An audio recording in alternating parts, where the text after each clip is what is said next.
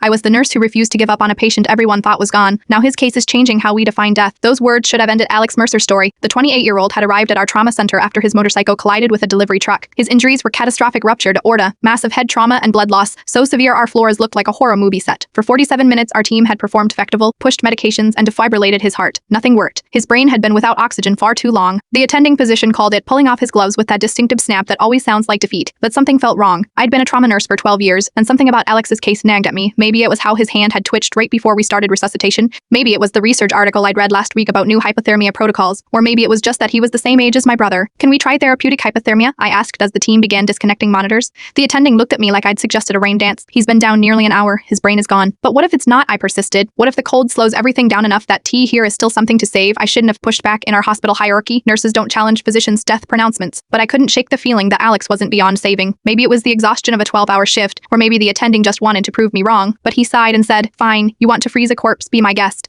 But document that I advised against it. We initiated the protocol: cooling blankets, cold saline infusion, ice packs. We dropped his body temperature to 91 degrees Fahrenheit, then 85 degrees Fahrenheit. For 3 days, we kept him in this suspended state while his family kept vigil. On day 4, as we slowly rewarmed him, preparing his family for the inevitable formal brain death testing, Alex's left index finger moved. Just a twitch at first, then deliberate movement. By evening, he was opening his eyes to command. The attending who had called his death stood at the foot of the bed, medical chart clutched so tightly his knuckles were white. "This isn't possible," he whispered. 6 months later, Alex walked out of our rehabilitation center, not without deficits. His short-term memory remains spotty and he'll never regain full function of his left leg. But he's alive. He remembers his family, finished his degree, and recently sent me an invitation to his wedding. His case has sparked a review of our hospital's resuscitation protocols. 3 major medical journals have published papers about what they're calling the Mercer phenomenon, the potential for neural recovery after prolonged clinical death under specific conditions. Last week, a 19-year-old drowning victim was brought to our ER. After 30 minutes of standard resuscitation failed, the new attending looked at me and said, "Epitaya mate Mercer protocol." The girl is now awake, recognizing her parents and speaking in short sentences. I don't share this story to portray myself as some medical rebel or genius. I was just a tired nurse who couldn't accept what seemed like the obvious conclusion. But I've learned that sometimes in medicine, the line between impossible and improbable is thinner than we think, and sometimes death isn't as permanent as we've been taught to believe.